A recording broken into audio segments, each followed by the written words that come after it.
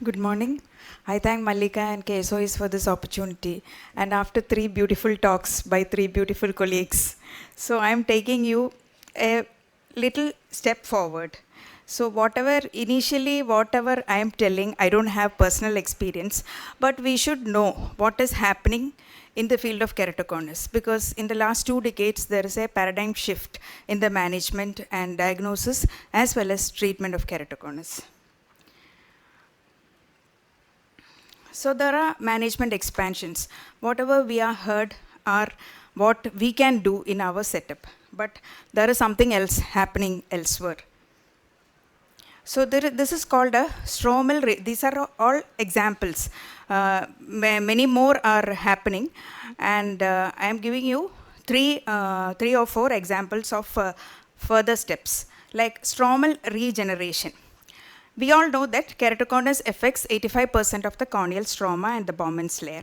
So it can be rehabilitated by minimally invasive procedures. Other than your PK or DALC, it can be rehabilitated by minimally invasive procedures that effectively regenerate the corneal stroma. How is it possible? It is possible by the corneal stromal stem cell therapy.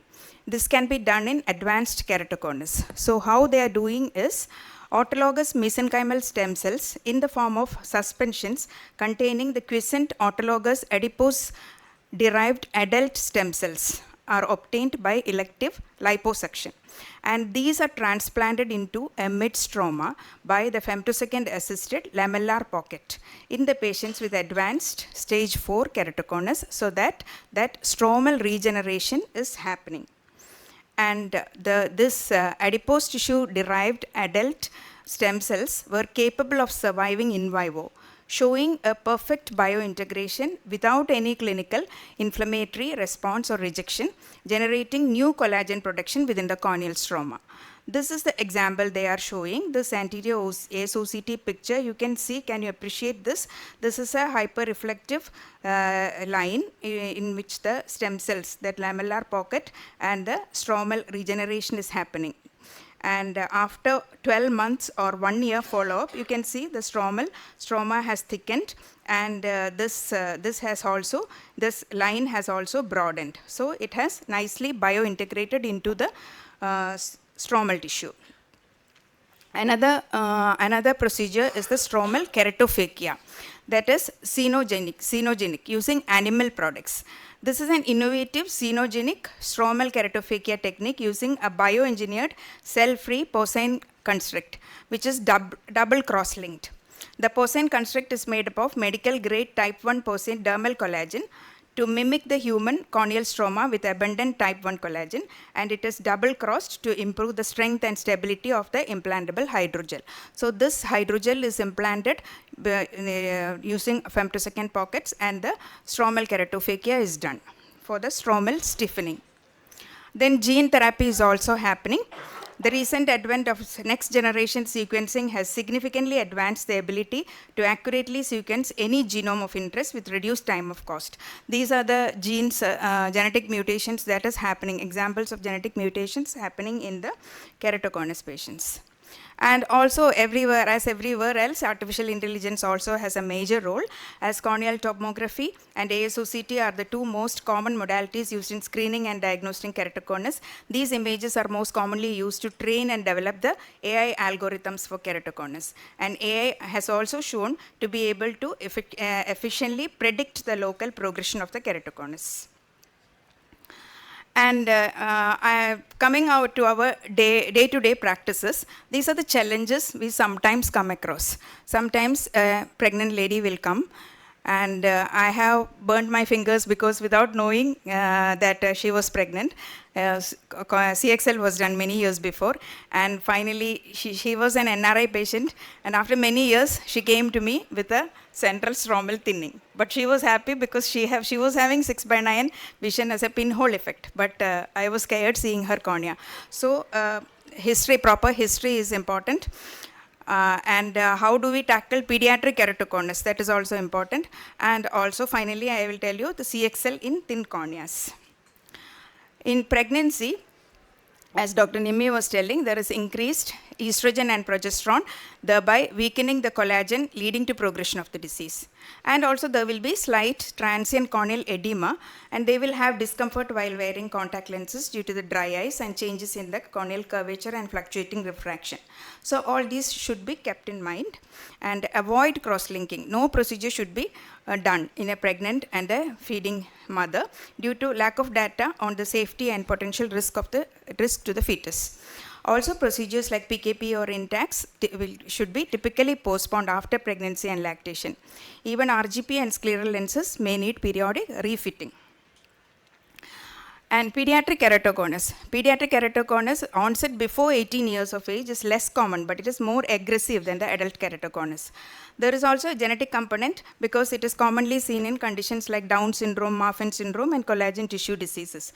And the genetic influence with familial inheritance is also observed because patients with first degree relatives with keratoconus have a 15 to 67 times higher risk of developing corneal ectasia.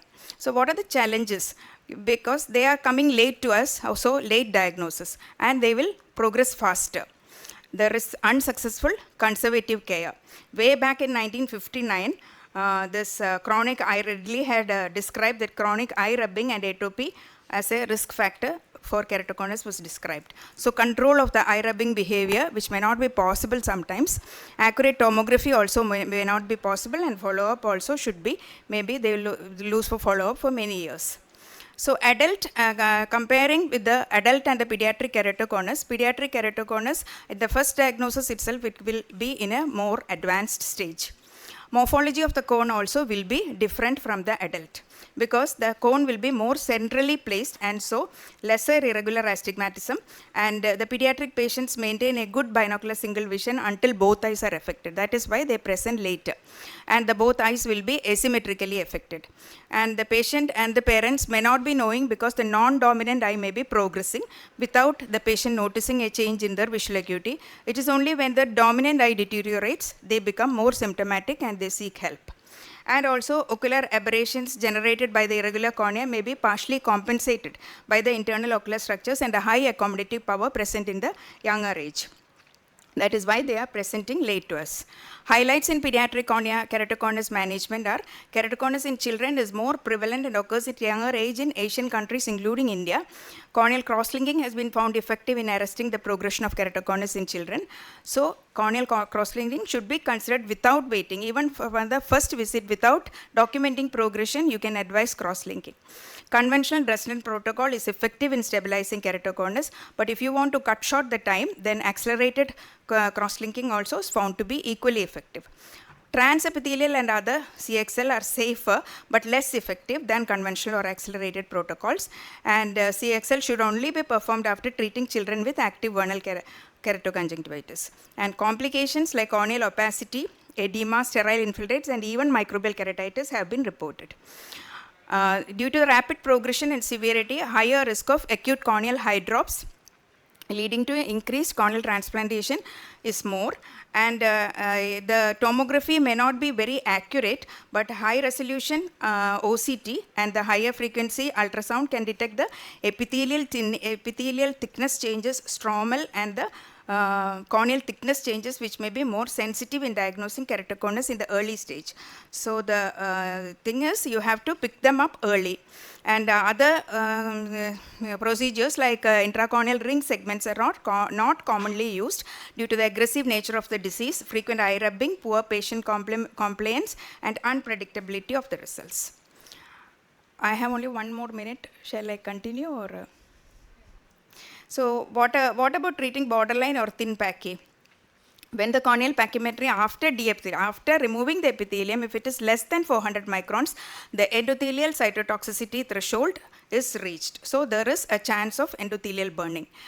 So newer protocols like using of the hypoosmolar riboflavin, which can swell up the cornea little bit, but due to the desiccation, due to the time, the desiccation, the swelling up will come down. So you can use an accelerated C3R with the hypoosmolar riboflavin.